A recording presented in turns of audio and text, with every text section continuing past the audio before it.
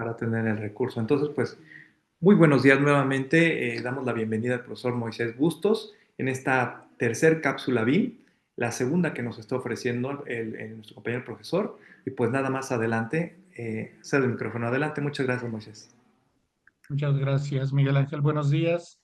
Pues, como dice el doctor Miguel Ángel, vamos a continuar. Y sí me gustaría iniciar retomando algunas diapositivas que nos faltaron de ver la sesión pasada. Son poquitas y pasamos después a nuestro tema de hoy.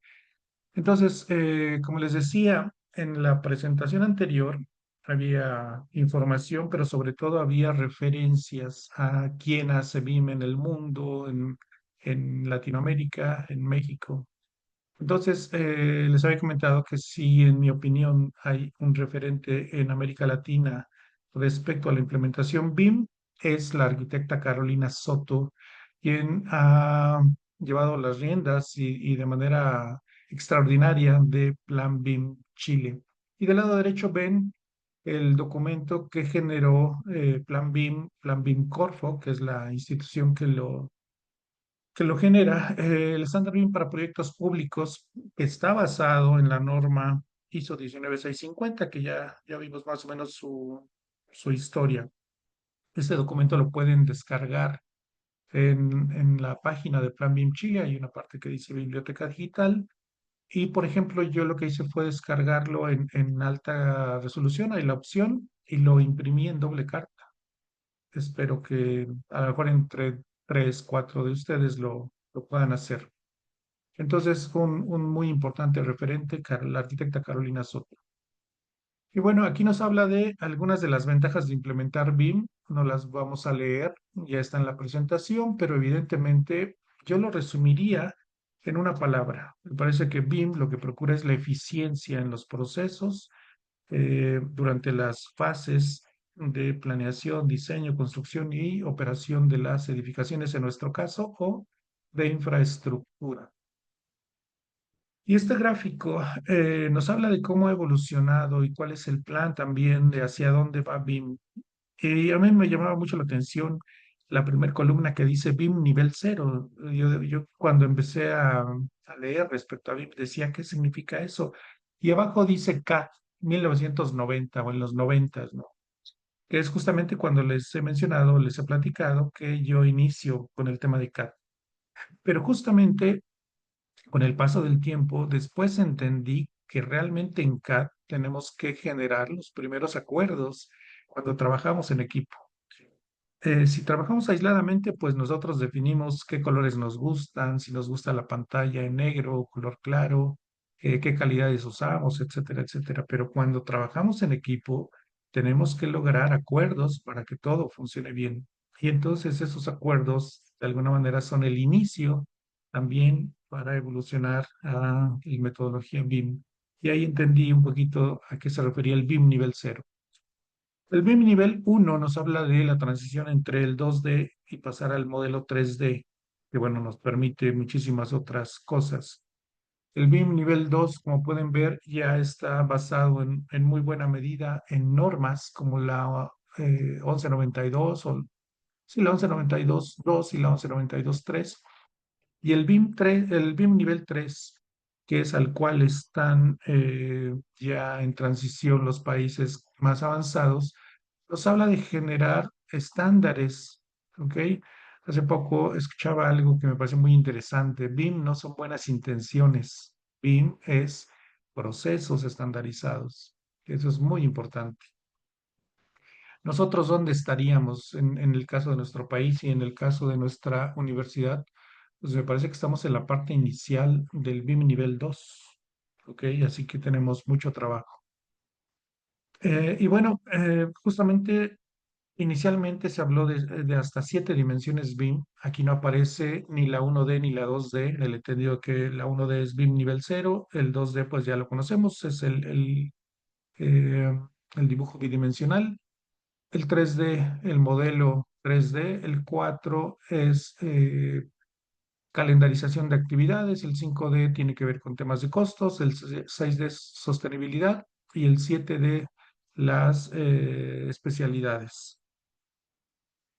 Aquí hay otro gráfico más detallado en cuanto a qué se refiere cada una de las dimensiones. Podemos calendarizar, podemos obtener costos, podemos hablar de temas de sostenibilidad.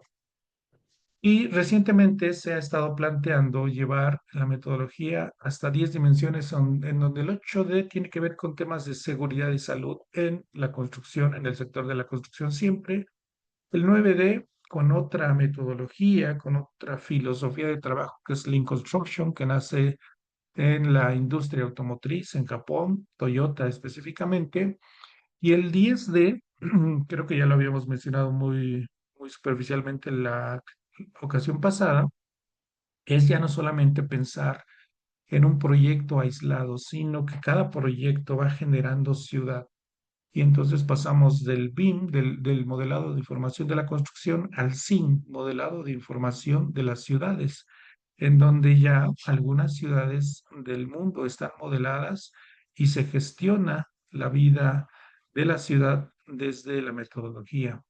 Así que esto también es un proceso dinámico, está evolucionando.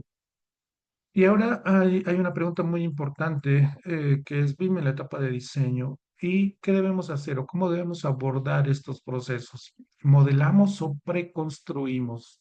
Esa pregunta también es fundamental para cambiarnos el chip. Y en ese sentido, el arquitecto Antonio Toca Fernández, que en paz descanse, un académico muy destacado de nuestra división, nos decía, fíjense, yo no recuerdo si en el 97 o en el 98, por ahí creo tener el recorte del periódico, nos decía que muchos arquitectos y estudiantes siguen creyendo que los cambios fundamentales en la práctica de la arquitectura en este último cuarto de siglo, hablaba del siglo XX, se han realizado en las formas de los edificios y no en sus sistemas de producción. Hace 27 años nos decía esto, nos ponía ya esto en perspectiva y nos decía, no, realmente lo que tenemos que pensar es en cómo se está produciendo la arquitectura, cómo se genera la edificación. Otro tema que está muy enfocado hacia ustedes es no pensar solamente en cómo se ve lo que hacemos cuando utilizamos software como Revit, como ArchiCAD, como SketchUp, por ejemplo, que son creo que los más familiarizados en México. Porque pensar que BIM es modelar sería algo así como pensar que nada más vamos a hacer la fachada del edificio y no nos preocupamos por lo que hay detrás, toda la estructura, las instalaciones, temas de sostenibilidad, de economía circular, del bienestar de las personas, etcétera, etcétera. Entonces, la invitación es a que no pensemos en el modelo eh, por cumplir con una materia y obtener una calificación aprobatoria, sino modelar cómo se construye. Y eso tiene muchas implicaciones que vienen desde que ingresamos a la carrera. ¿Ok? Bueno, y yo lo que he mencionado y me pongo como ejemplo aquí, y ahorita menciono por qué, este modelo lo hice yo como parte de un curso que tomé hace algunos años. Es un ejemplo de realidad aumentada, ¿ok? Es decir, una parte de la realidad real, entre comillas, y una parte de realidad virtual. Entonces, pues es muy fácil, entre comillas, generar un modelo como estos y venderlo, ¿no? A través de un render o a través de una imagen como esta de realidad aumentada. Pero la pregunta es, ¿este modelo podría construirse? Y generalmente nuestras entregas, en este caso también de mi modelo, no podría construirse. ¿Ok? Con la información que tiene, sería imposible. Entonces, aquí no estamos haciendo BIM, simplemente estamos generando un modelo que se ve bien, ¿de acuerdo? Y lo podemos vender hasta ahí. Y luego pensar, como les decía, que este es un proceso dinámico. Ahorita estamos hablando de BIM, pero también se habla ya de muchas otras cosas, del concepto de diseño y construcción virtual, la metodología o la filosofía que les mencionaba, Lean Construction, el Internet de las cosas, o mucho más relevante, la inteligencia artificial, el tema de las certificaciones que con ustedes ya revisamos el trimestre pasado justamente. ¿Ok? Entonces, tenemos que tener muy claro el panorama de lo que viene. Por eso la ilustración del camino, ¿no? ¿Qué viene en el camino? ¿Qué hay en el camino inmediato? Pero ¿qué viene después? Y los procesos del sector de la construcción están transformándose y muy rápidamente. Dice el arquitecto Juan Felipe Ponsachel, que me parece que es la persona que más sabe justamente de Lean Construction en habla hispana, español, él, que la tecnología es necesaria, pero que no hay que obsesionarse con ella. Y yo estoy de acuerdo, y miren que estoy a favor de la tecnología. Eh, una buena parte del trabajo que he desarrollado es con base en la tecnología, pero estoy totalmente de acuerdo con el arquitecto. La tecnología, por supuesto, que es necesaria, es muy útil, pero no debemos de obsesionarnos con ella. Y bueno, otro tema que mencionamos al inicio de la sesión pasada es el trabajo colaborativo. ¿Ok? Y esto es fundamental para lograr un objetivo. Aquí olvidé preguntarle al doctor Miguel Ángel si están trabajando en equipos o individualmente, y eso será importante mencionarlo o comentarlo un poquito más adelante. Es Los correcto, Moisés, están, sí. ¿tiene equipo? Adelante. Ujú. Ok. En pares. Y los estándares serían nuestro punto de acuerdo, ¿sí? Nuestro idioma común. Entonces, estamos hablando de que en nuestro caso, quien nos va a permitir ponernos de acuerdo y trabajar en forma colaborativa es la normatividad y específicamente o mayormente la ISO 19650. Y pongo este ejemplo de un curso que tomé también hace mucho tiempo en alguna institución. Pensemos que las dos personas que están en la parte central de la imagen son la arquitectura y la estructura. Para poder moverse, para poder avanzar, tienen que ponerse de acuerdo en qué pie va a, vamos a adelantar y a qué ritmo, etcétera, etcétera. Pero los procesos de la edificación no son dos personas, no son dos especialidades, son mucho más. De tal manera que tenemos que lograr acuerdos, tenemos que funcionar de manera coordinada, colaborativamente. ¿De acuerdo?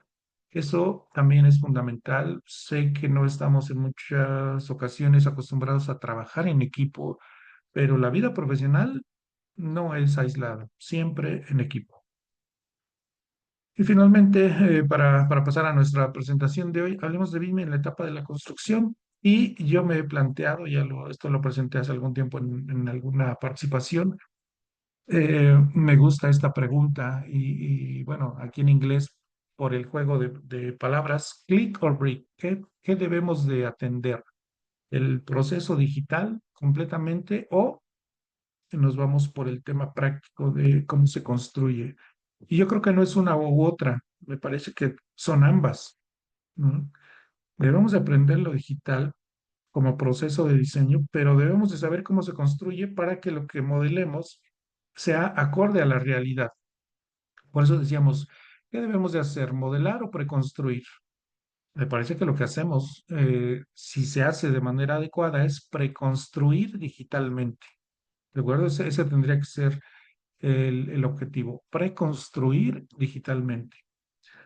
Bueno, también aquí les comparto a otra extraordinaria profesional, la arquitecta Carolina Ramírez, colombiana, que actualmente radica en España, es académica en la Universidad Politécnica de Madrid, y también alguien a quien seguir.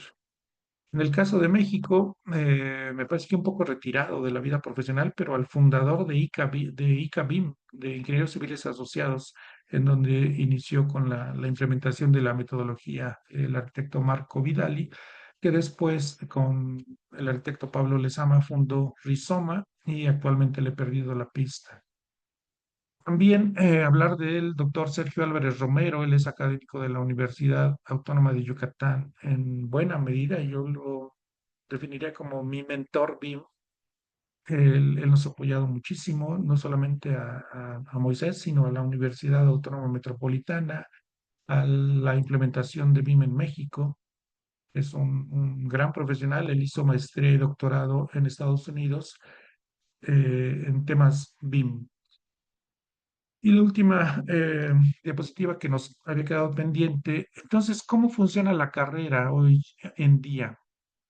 A mí me parece, es un punto de vista muy personal, que tendría que ser un equilibrio entre todas estas materias que han sido tradicionalmente parte de nuestra formación, como historia, geometría, sistemas estructurales y constructivos, representación arquitectónica, composición arquitectónica, que me gusta más que hablar de diseño en el caso de arquitectura. Y esto en equilibrio con todo lo que está sucediendo, la metodología BIM, Lean Construction, diseño y construcción virtual, métodos ágiles, tecnología, etcétera, etcétera. Entonces, no es una u otra, me parece que es la suma de ambas lo que nos va a permitir ser buenos profesionales de la arquitectura. ¿Ok? Bueno, con esto estaríamos concluyendo la presentación de la clase pasada y pues pasamos inmediatamente a la siguiente, si les parece bien. Déjenme,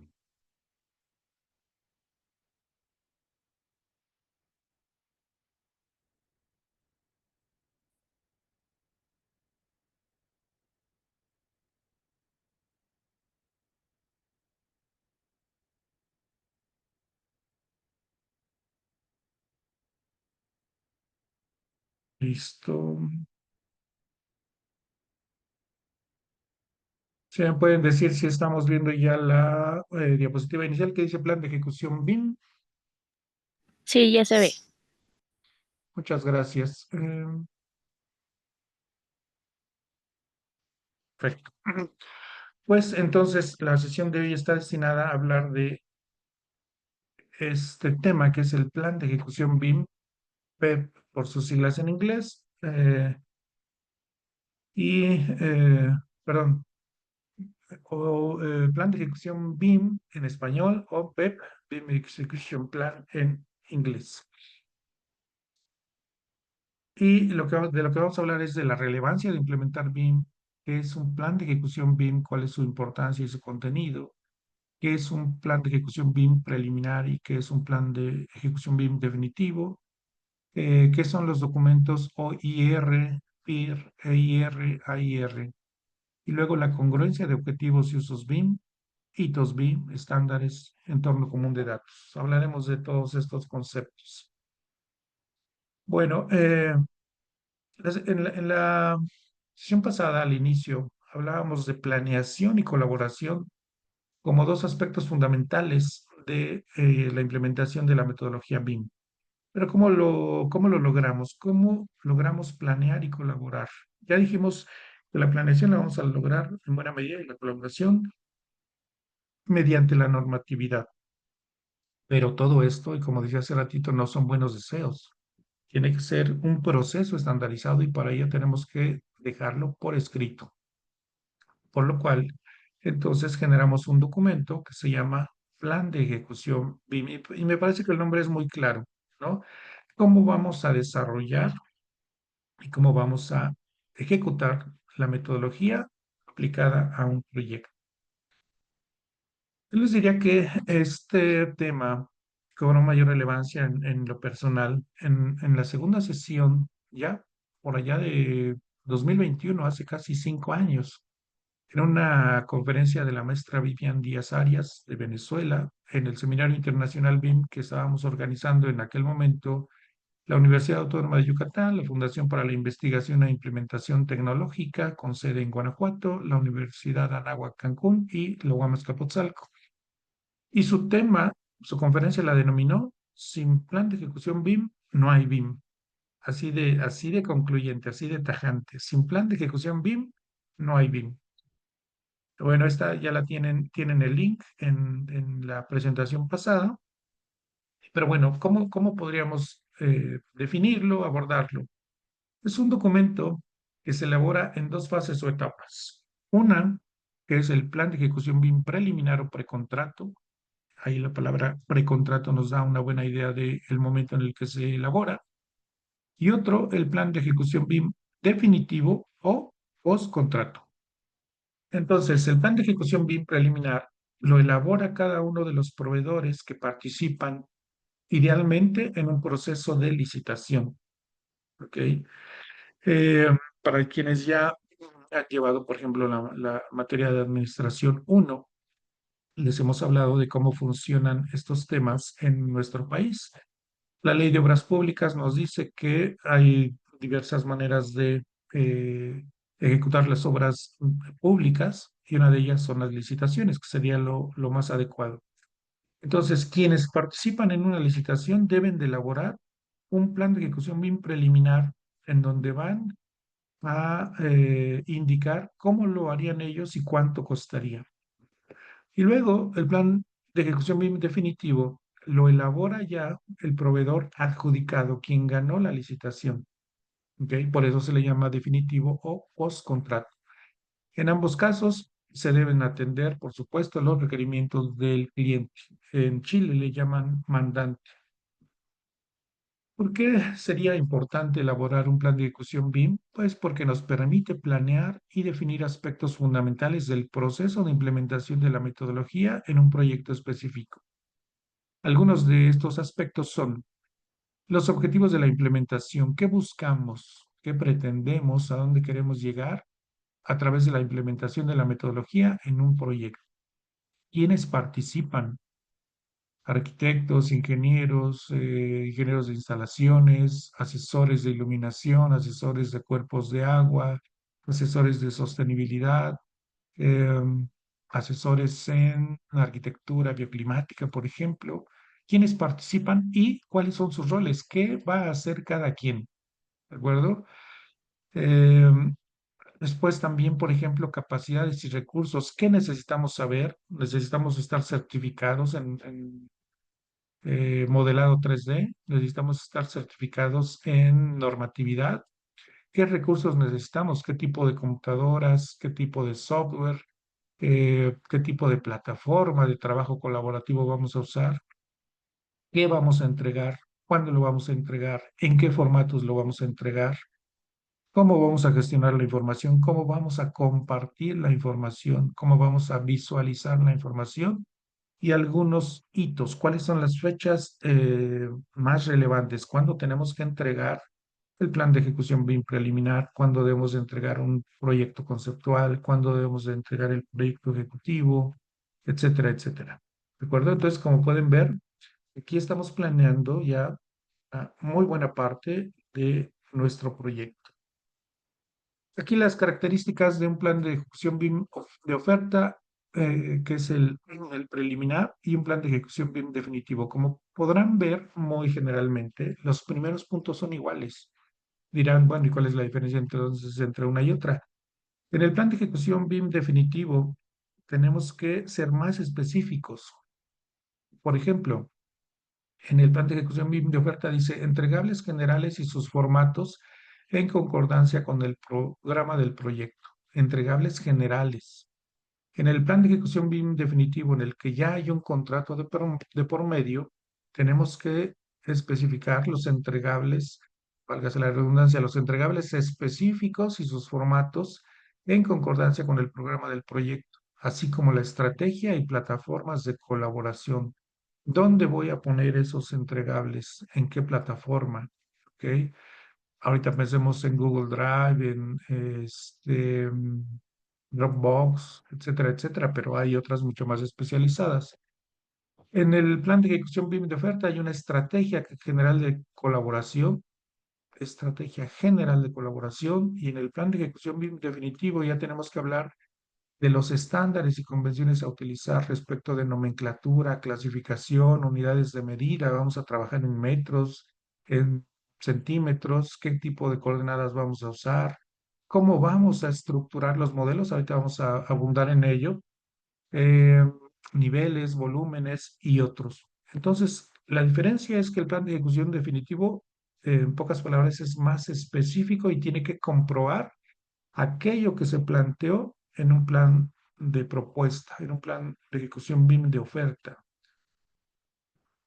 Si hay alguna pregunta muy específica, la podemos atender en cualquier momento. Como les decía en la sesión pasada, abran el micrófono, por favor. Y bueno, aquí hago referencia justamente al artículo 27 de la Ley de Obras Públicas y Servicios relacionados con las mismas de nuestro país, que nos dice que las dependencias y entidades seleccionarán de entre los procedimientos aquel que, de acuerdo con la naturaleza de la contratación, asegure al Estado las mejores condiciones disponibles en cuanto a precio, calidad, financiamiento, oportunidad y demás circunstancias pertinentes. Pueden ser una licitación pública, que sería lo ideal, una invitación a cuando menos 3 personas o adjudicación directa. ¿Ok? Entonces, en estos casos y particularmente cuando se hace una licitación, hay que hacer un plan de ejecución BIM. En el caso de estándar que veíamos de Plan BIM Chile, define al plan de ejecución BIM como un documento que debe generar cada proveedor y que a partir de los aspectos incorporados, ellos le llaman en la solicitud de información BIM, se debe enfocar en definir el proceso de ejecución del modelado y gestión de información del proyecto. Por ejemplo, yo les diré ahorita, si quisiéramos modelar o generar el proyecto de la Guamas Capotzalco, evidentemente no nos convendría hacer un solo archivo, un solo modelo en el que aparecen todos los edificios. Nos convendría gestionar la información con modelos individuales del edificio B, del edificio A ahora, del edificio D, del edificio C, del edificio H, del edificio M, etcétera, etcétera. ¿Ok? Ya estamos planeando cómo vamos a gestionar la información a partir del modelado. Debe de especificar el documento también los procedimientos de intercambio de información con sus responsables respectivos. ¿Quién va a enviar la información? ¿Cuándo? ¿Y en qué plataforma? ¿A través de correo electrónico? ¿A través de alguna plataforma como Drive? ¿O a través de plataformas mucho más especializadas como BIM Cloud de Graphisoft o el Autodesk Construction Cloud de Autodesk, por ejemplo? ¿De acuerdo? Y finalmente, establecer la infraestructura tecnológica y las competencias que tiene el proveedor para el desarrollo del modelado de información en el proyecto. Imagínense ustedes el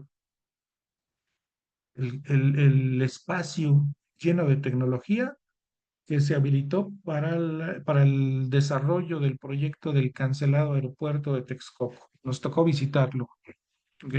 Parecía de otro mundo y de otra época. Computadoras con gran capacidad, cualquier número de colaboradores, no sé, ahorita pensaría en 30 personas en un espacio trabajando, todos conectados respecto al proyecto.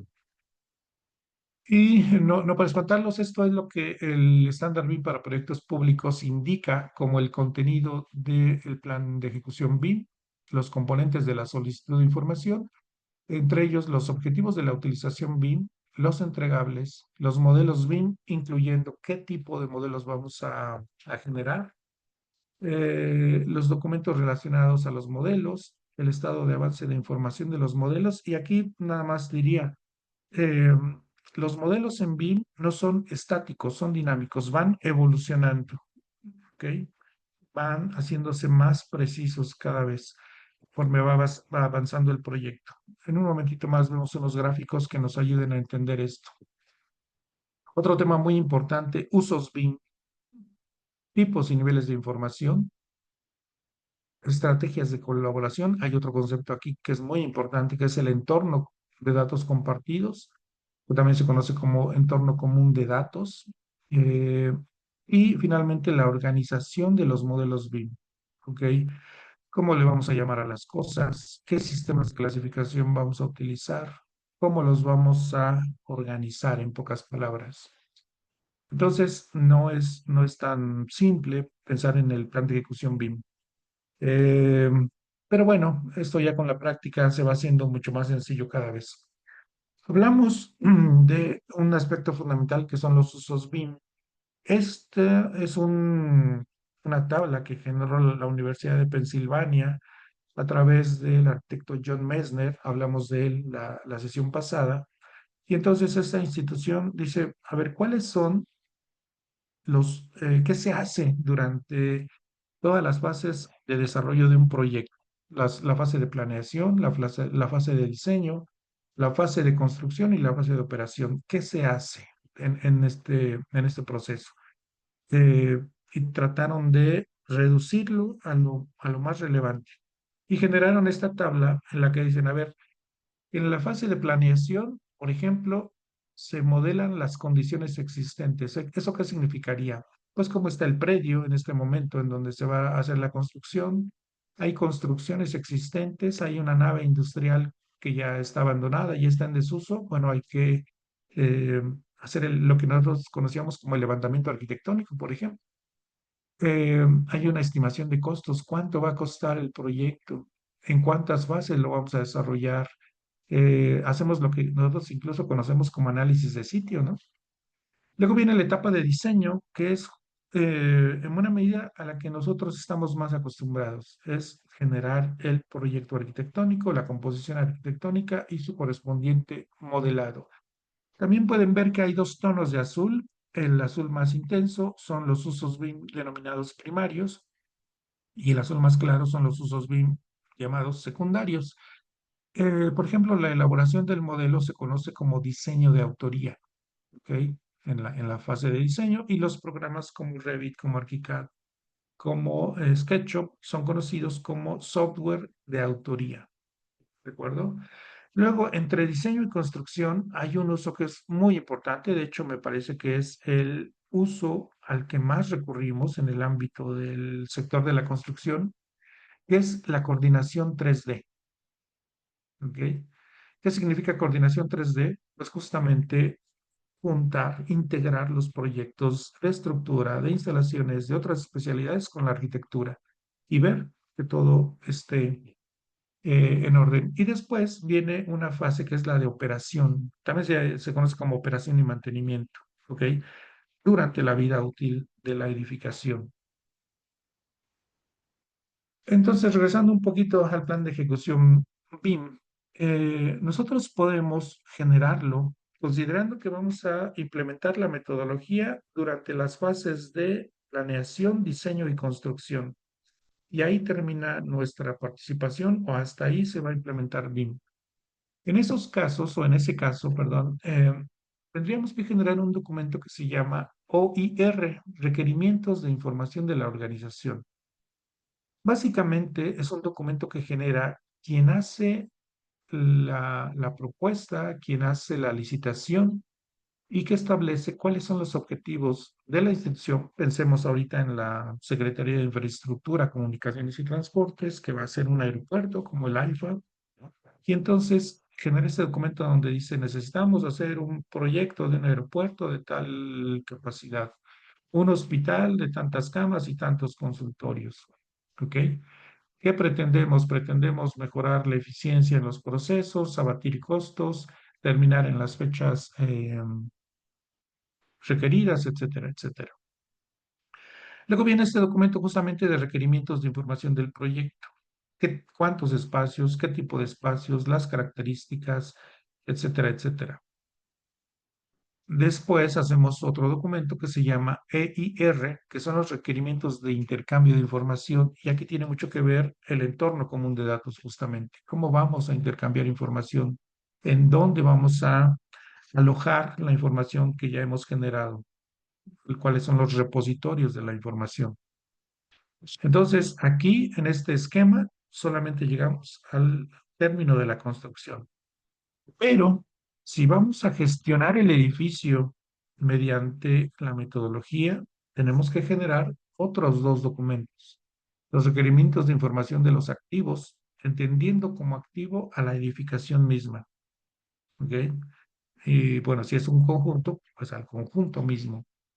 Y entonces, cuando solamente hablamos de utilizar BIM para hasta la etapa de construcción, tenemos que generar un modelo de información del proyecto, el que conocemos como modelo 3D. Pero si vamos a gestionar la edificación, tenemos que hacer otro modelo o adaptarlo, complementarlo finalmente a cómo quedó construido en la realidad. Como saben, en nuestro ámbito podemos diseñar algo, pero en la obra hay cambios por diversas razones. Bueno, anteriormente se hacía lo que conocemos como los planos as-built, que significa cómo quedó construido finalmente. En el caso de la metodología, hablamos de cómo quedó la construcción y generar el modelo, adecuar el modelo a esas condiciones para que esté actualizado. Esa es la idea y poder gestionar de mejor manera nuestra edificación. ¿Cuáles son las partes de un plan de ejecución BIM de oferta? Este es un gráfico generado por BeWise BIM, de una empresa fundada por la arquitecta María de los Ángeles Caripa y Sebastián Quirós en Chile, a quienes también les debemos mucho conocimiento.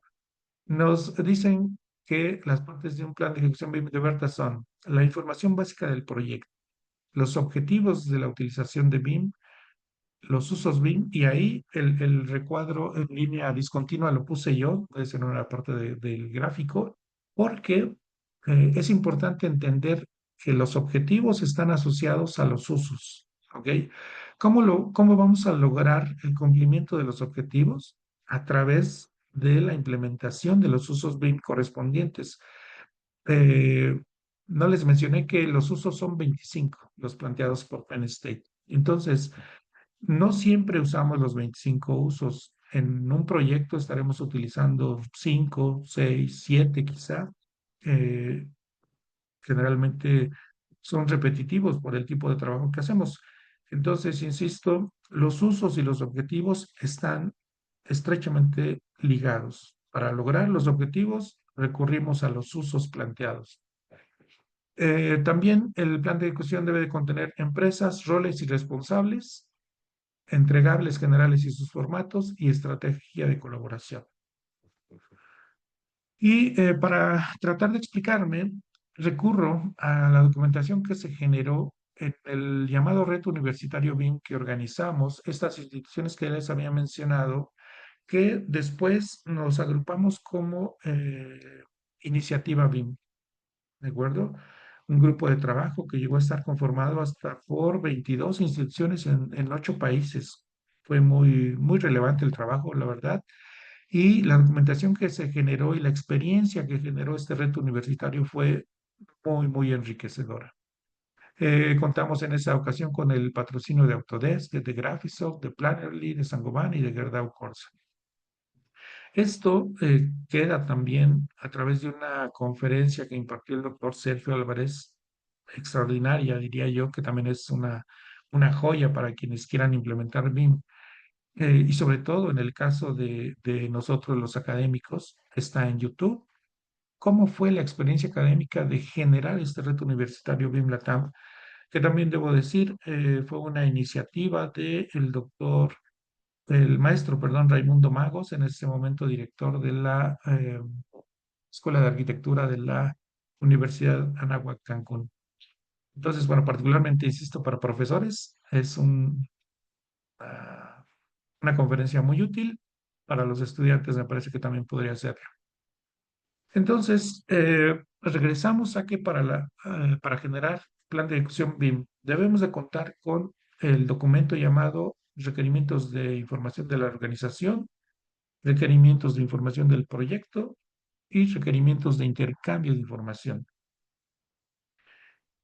Requerimientos de información del proyecto. ¿Qué contiene? Pues los objetivos, los requerimientos de información, las características del proyecto, las restricciones del proyecto, la información que existe del proyecto. Ya tengo un levantamiento topográfico, ya tengo un calendario inicial propuesto, etcétera. ¿Qué existe ya?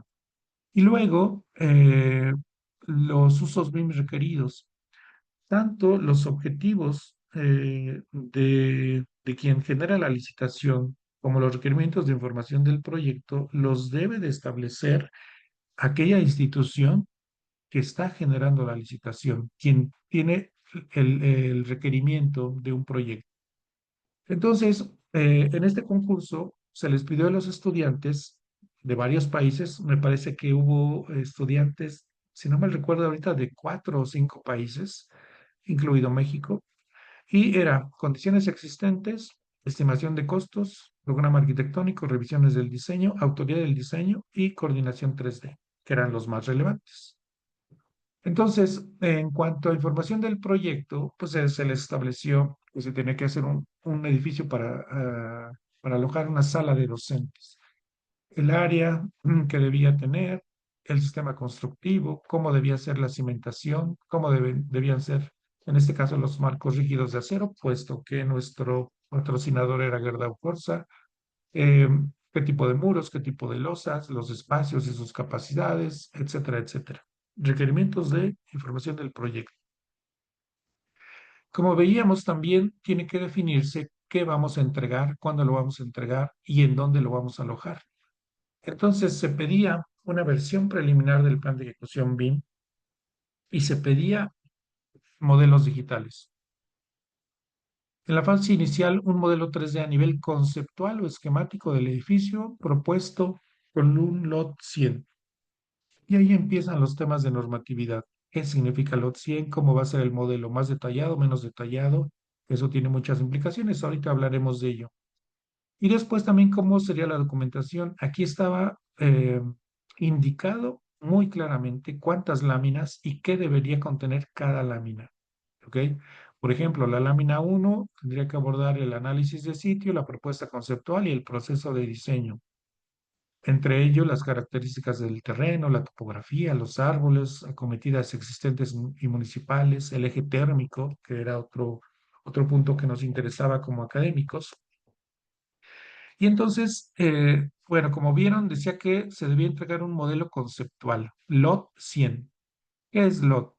Actualmente se conoce como nivel de desarrollo, Level of Development. Y bueno, esto tiene una historia. En 2008, el Instituto de Arquitectos de Estados Unidos introduce el término como nivel de detalle, ¿ok? Level of Detail. Después, en 2011, el concepto evoluciona y se le denomina nivel de desarrollo, Level of Development. En 2013 se publica la especificación de LOD, es decir, aquí ya un poco a manera de normatividad, y la última versión que yo conozco es de diciembre de 2023. Entonces, hay también ya este documento que especifica cómo son los modelos en cada una de sus etapas. Como les decía, no es un modelo estático, es un modelo dinámico. Y me parece que este gráfico nos da una muy buena idea. Por ejemplo, aquí no aparece el LOT 100 incluso. El LOT 100 sería una cajita, un cubo, tal cual. Es la representación de que ahí hay un elemento, no sabemos de qué material es, no sabemos sus dimensiones, no sabemos sus características. eh, es nada más la representación de un elemento. En el LOT 200 ya hablamos de una figura representativa simplemente. Luego avanzamos a un LOT 300, se va definiendo y se van definiendo medidas, por ejemplo. Y hay un LOT que es el único LOT intermedio, por así decirlo. Hay LOT 100, 200, 300 y hay un LOT 350 que es de los más utilizados en el ámbito profesional. Aquí ya evolucionamos, ya no solamente no solamente es la columna, sino también la placa de anclaje. ¿Ok? Y el LOT 400 es ya las conexiones, la soldadura, la placa de empotramiento al lado de concreto, etcétera, etcétera. Entonces va evolucionando el modelo, ¿ok? Entonces, cuando alguien genera una licitación, debe decirle, necesitamos en una primera fase el modelo en LOT 200, por ejemplo. Y el proyecto definitivo, el modelo definitivo, lo requerimos en LOT 350 o LOT 400. Hay un LOT 500 que es cómo quedó construido, ¿ok? Si no se va a gestionar el edificio mediante la metodología, no llegamos a ese nivel. Nos quedamos en el nivel de proyecto, en el LOT 350 o LOT 400. Eso debe quedar especificado en contrato. Aquí otros ejemplos, y de hecho aprovecho para mencionarles que, como pueden ver, hay un letrero en la parte superior izquierda que dice Uniformat, Omniclass, Uniclass. Esos son sistemas de clasificación de los elementos. Como les decía, nosotros debemos de procurar modelar no solamente para que se vea bonito, necesitamos preconstruir digitalmente. Eso significa que el modelo debe de elaborarse como se construye en la realidad, ¿ok? Incluyendo probablemente el armado, incluyendo las geometrías correspondientes y no solamente la información geométrica, también parámetros que indican qué material es, cuál es su resistencia, cuál es su transmitancia, si estamos hablando de vidrio, etcétera, etcétera. Y también para poder entendernos en estos procesos colaborativos, debemos de utilizar alguno de esos sistemas de clasificación que pueden ser Uniformat, Omniclass o Uniclass. Y como pueden ver, también aquí se muestran el lot, aquí sí nos habla del lot 100, que dice una figura representativa solamente, los 200, 300, 350 y 400, cada vez más detallado. Y podemos llegar a un nivel de detalle como este en el caso del modelo 3D de Torre Reforma, que créanme que tuvo una repercusión muy importante en los procesos de construcción. Colaboró mucho para que la calidad de la obra fuera a la que se llegó. Entonces, ¿qué nivel de desarrollo vamos a llegar? Aquí vemos este modelo de la Torre Chapultepec y aprovecho para mencionar que, por ejemplo, en este caso el gráfico de la izquierda, el modelo del lado izquierdo, podría ser, eso no lo sé, un lot 500. Y lot 500, recuerden, significa cómo quedó construido. Ya está actualizado a los cambios que pudo haber durante la obra. Cuando tenemos ese modelo en lot 500 y ya terminamos de construir el edificio, entonces hablamos del concepto gemelo digital. ¿Ok? Creo que el nombre es muy claro, ¿no? Existe el edificio y existe su gemelo digital que nos va a permitir gestionar la edificación durante su vida útil.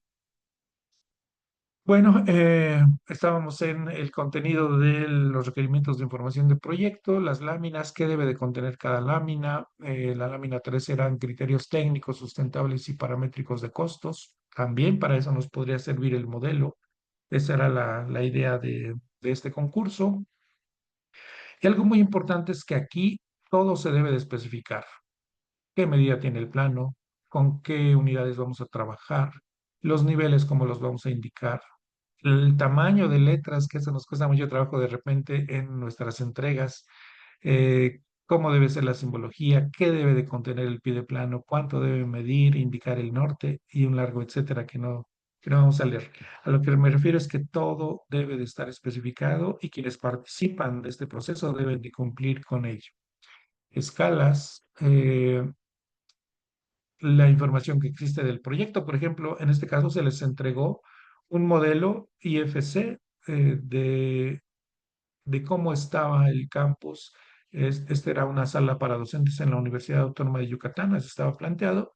Y también se les entregó la guía del reglamento de construcción, información de climatología y un manual de normas técnicas de accesibilidad para que se consideraran esos aspectos. Comentábamos que para el cumplimiento de los objetivos se recurre a alguno o algunos de los 25 usos BIM.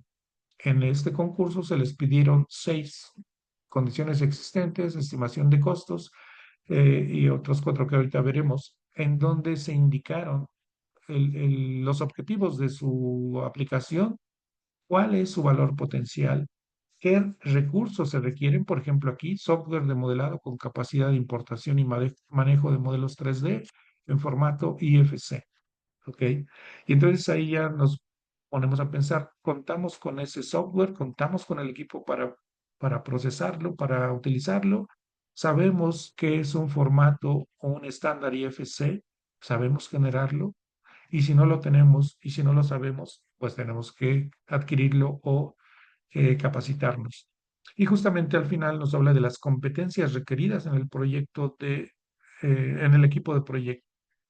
Habilidades de manipulación, navegación y revisión de modelos 3D, habilidades de importación de modelos IFC, habilidades para ligar e integrar modelos federados. Ahorita no vamos a hablar de qué son estos. Estimación de costos también con los mismos temas, programa arquitectónico, revisiones de diseño, autoría de diseño y coordinación 3D. Y aquí en coordinación 3D les mencionaba que es probablemente, y de acuerdo a algunas estadísticas, el uso más requerido, al que más recurrimos en el ámbito del sector de la construcción. Básicamente es que no haya conflictos, también llamados interferencias, entre una especialidad y otra. Por ejemplo, aquí, que no pase una tubería o que no esté representada o modelada atravesando un elemento de acero, perfil de acero. ¿Ok? Y es muy importante entonces que hagamos la corrección digitalmente antes de llegar a la obra y tener que hacer modificaciones en obra que tendría mucho más implicaciones en términos de tiempos, de costos, de logística, etcétera, etcétera. Eh, Integramos los modelos o federamos, en este caso, los modelos de instalaciones, estructura, arquitectura. Revisamos que no haya conflictos, que es justamente uno de los objetivos de la coordinación 3D. Y si los hay, corregirlos antes de llegar a la fase de construcción. ¿Ok? Ahorramos tiempo, dinero, logística. Luego viene el tema del documento de requerimientos de intercambio de información. ¿Ok? Ya vimos que tendríamos que haber establecido previamente quiénes participan y cuáles son sus roles, sus responsabilidades. Aquí tenemos que definir qué entorno común de datos vamos a utilizar. Podría ser Drive, digamos, en una manera muy simple de ejemplificarlo en este momento. Podría ser Drive. De hecho, hay una discusión importante de si Drive es un entorno común de datos válido en el ámbito de BIM o no. Hay quienes dicen que sí, hay quienes dicen que no, sobre todo porque hay plataformas mucho más especializadas. ¿Ok? Características de los entregables y el proceso de entrega, cómo se va a entregar, cuándo se va a entregar, en qué formato se va a entregar y dónde se va a alojar la información. ¿Ok? Entonces, esto, de acuerdo con la norma ISO 19650, todo está ya especificado en la norma. Y dice, por ejemplo, el EIR, requerimientos de intercambio de información, contiene nuestra estrategia, nuestros indicadores claves de desempeño, los usos BIM, así como el resultado esperado de usar BIM en este proyecto. ¿Okay?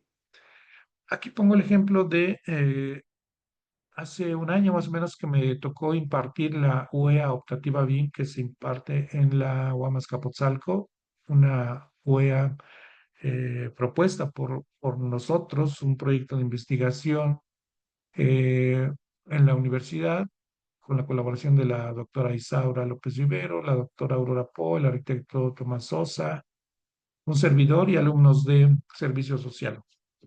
Y entonces nosotros utilizamos una plataforma que se llama USBIM de AK Software, una empresa italiana. Aquí están los objetivos, se calendarizan las entregas, por ejemplo, eh, y déjenme ver, quiero llegar al gráfico. Entonces, decíamos que en los documentos tiene que establecerse qué entorno común de datos se va a utilizar. Aquí está especificado o indicado que el proveedor del entorno común de datos es AK Software, la liga es cloud.usbin.com y el medio de contacto, en ese caso puse mi correo como profesor. Las características de los entregables, qué se debería entregar, en qué formato y en qué tipo de archivo. ¿Ok?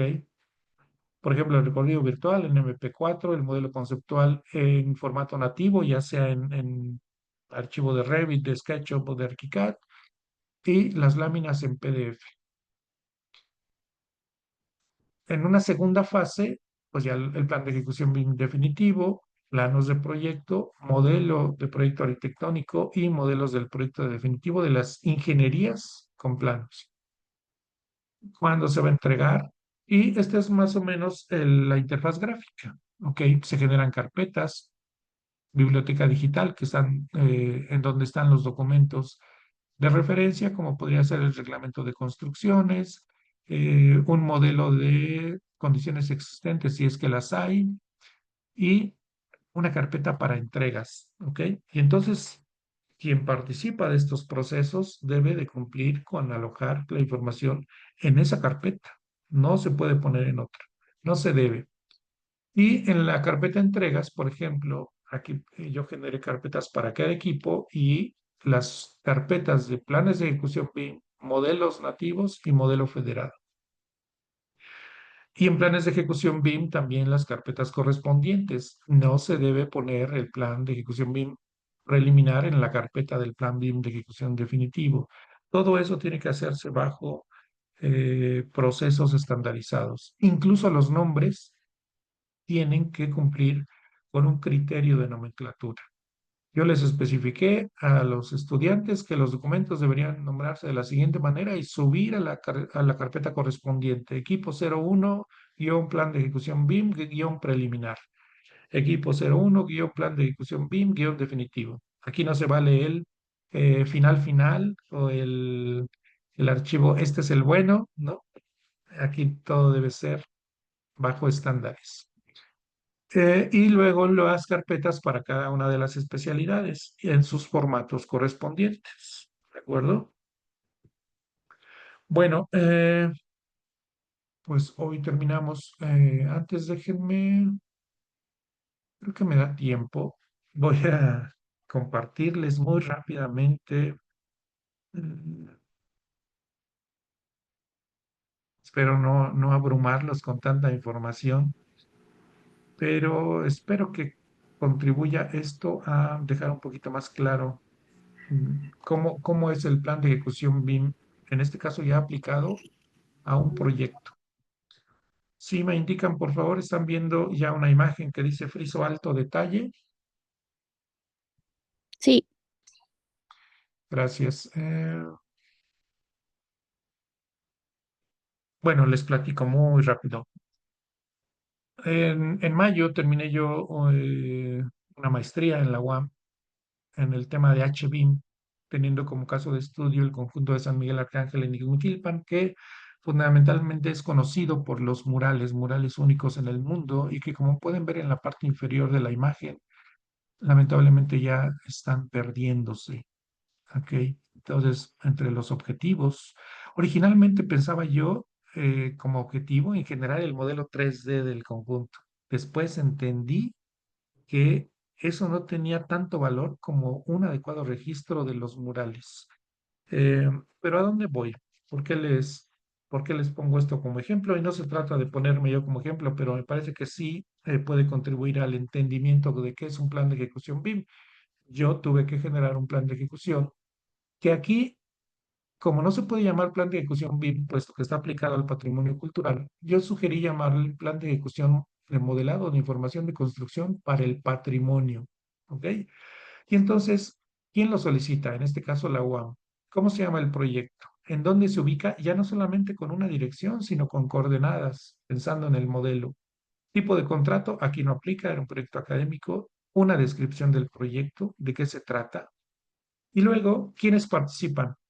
En la gran mayoría de los casos, pues estoy yo, porque era yo quien estaba generando el proyecto, pero también están los asesores. Se establece un código, el responsable y cuál va a ser su rol. ¿Ok? Como pueden ver, hay una etapa de investigación histórica, estamos hablando de HBIM, una etapa de fotogrametría digital, que eso será importante, y mi rol sería el de modelador. ¿Ok? Establecí objetivos y usos, en este caso también llamé MIC, planificación de fases, condiciones existentes, procesos de generación de modelos 3D y su documentación, y el por qué lo denominé de esa manera. Y esto me parece muy importante en términos de ejemplo, recursos, capacidades y experiencia previa para cada uso MIC propuesto. Por ejemplo, para el levantamiento de condiciones existentes, cómo es el estado del conjunto, del edificio, de los murales, determinamos que teníamos o era una muy buena opción recurrir a la fotogrametría digital, otro gran tema. Y entonces los requerimientos eran contar con cámara, con dron, con estabilizador, con lentes de realidad virtual, con computadora. Y en ese momento entendí que no contaba con dron, no contaba con estabilizador y no contaba con el software. Aquí está. Software, contábamos con un software de código abierto, pero no contábamos con un software de nivel profesional. Ya estaba ahí una luz de alerta. Después lo adquirimos. Luego, como rol de modelador, yo no tenía la capacitación requerida. No manejaba software de fotogrametría no tenía experiencia, así que teníamos que capacitarnos. ¿Qué íbamos a entregar y cómo? Vamos a entregar modelo de conjunto, volumetría, registro de interiores y registro de murales. ¿En qué formatos? TIFF, OBJ, RBT, E57, etcétera, etcétera. ¿Cuándo lo íbamos a entregar? Aquí había una calendarización de actividades, en nuestro caso en términos de trimestres. ¿En qué entorno común de datos íbamos a alojar la información? También usamos USB de acá Software, establecimos una nomenclatura para identificar los murales a registrar, me capacité en fotogrametría digital terrestre. Y bueno, decir que en México no existe un protocolo de trabajo en materia de registro patrimonial digital, ni siquiera al interior del INAH. Establecimos qué murales íbamos a registrar y comenzamos con el proceso de registro. Primero con el software de código abierto y después con el software bajo licencia académica. Y estos son los resultados. ¿Ok?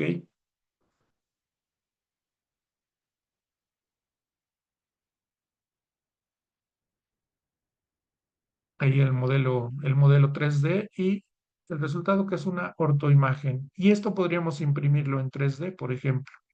Generé mediante el dron, eso lo hicimos no de forma completa, ya no llegamos a eso, pero lo hicimos el trimestre pasado con algunos de ustedes. Y a partir del levantamiento con dron, generé el plano de conjunto.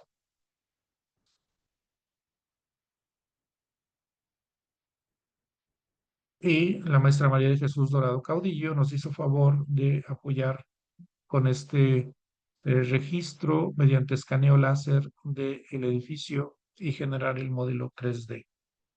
También en términos de documentación, imprimimos en tela y presentamos una exposición en el edificio L y generamos una propuesta de protocolo partiendo de una licitación, ¿ok? Y esto aplica ya no solamente para la UAM, sino para todo el país, sea en un proyecto público o privado del ámbito del patrimonio cultural.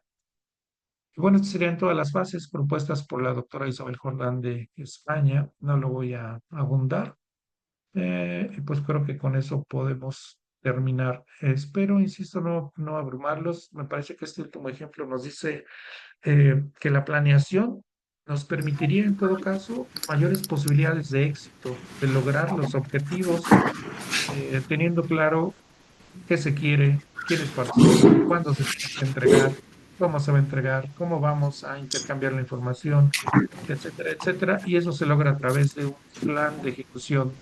Y pues hasta aquí la presentación, justo en la hora, ¿no? Creo que ya un poquito pasado. No, excelente, todo muy bien. Muchísimas gracias, Moisés. Pues, si te parece bien, cerramos la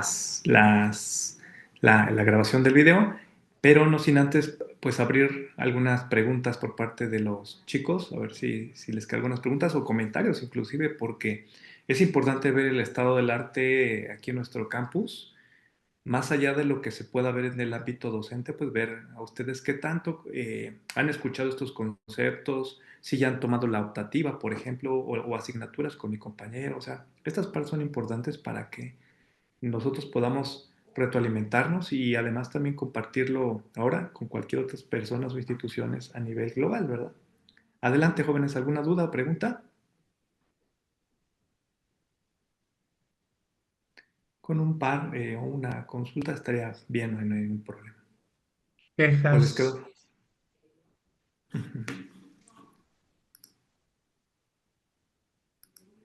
ya Bueno, es miren, viernes, ¿no?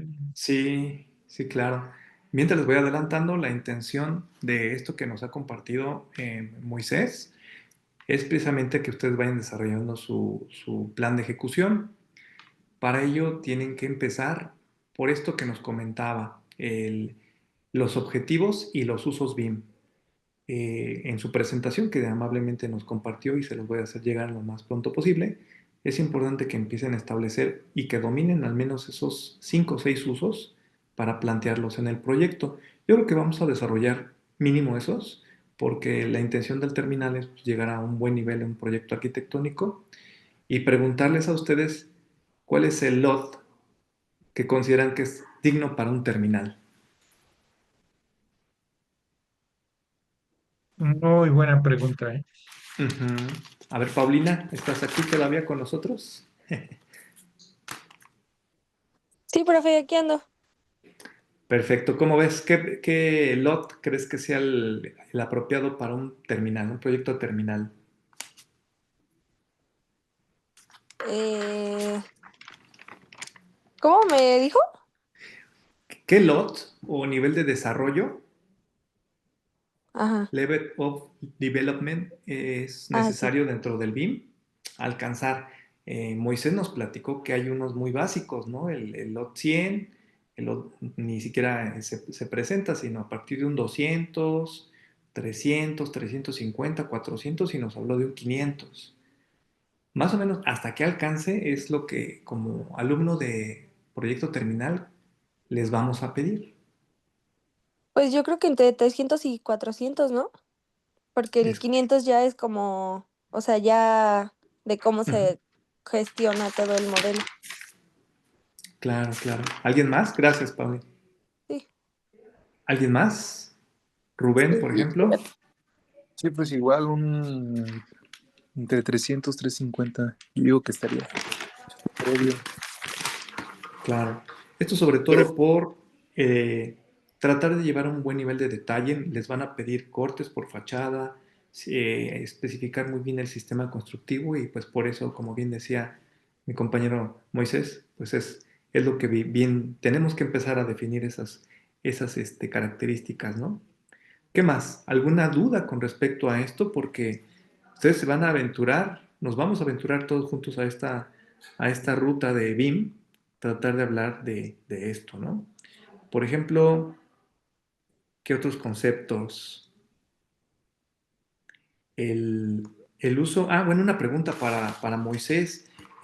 Moisés, ¿sabrá si el software para manejar esta comunicación a través del software y que estemos trabajando en tiempo real con el modelo y organizarlo, ¿acá software es gratuita o requiere un costo por parte de ustedes o de la universidad?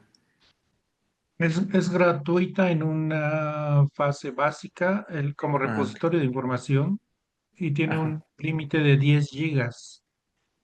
Ok, ok. ¿La 10 gigas usaron? para cada equipo, este, para cada participante. Excelente. Como No, pues, repositorio, me parece que funciona muy bien 10 gigas y está es gratuito. perfecto. Sí, y Gracias. aquí también comentaría, aprovechando, les decía la sesión pasada que Harumi Anaí Velázquez generó el primer proyecto terminal con BIM. Ujú, Y bueno, todo ha fluido muy bien. Hizo una carrera, sobre todo la segunda mitad, yo diría que es impresionante, ujú, ganando 3 concursos y quedando en tercer lugar en otro. Y pues también un poco que tengan la idea de que ustedes son el primer grupo como tal en la UAM de proyecto terminal que harían su proyecto con BIM. Entonces, eh, tienen en sus manos de alguna manera el pasar a la historia y de la mejor manera posible.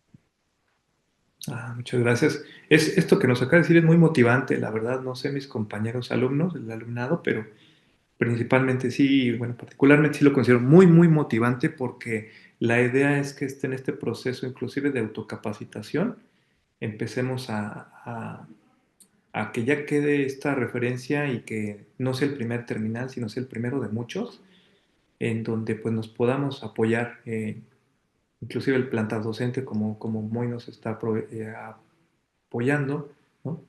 Tener inclusive pues sí una un precedente que nos pueda servir a todos nosotros académicamente y ustedes en lo individual, ¿no? Entonces eso que nos acaba de decir también es bien importante. Ojalá que podamos tener esa motivación necesaria para continuar con el curso porque tenemos todo, tenemos prácticamente las condiciones óptimas para poder hacerlo en la UAM y bueno, aprovecho para cerrar la grabación de una vez, eso me estaba pasando.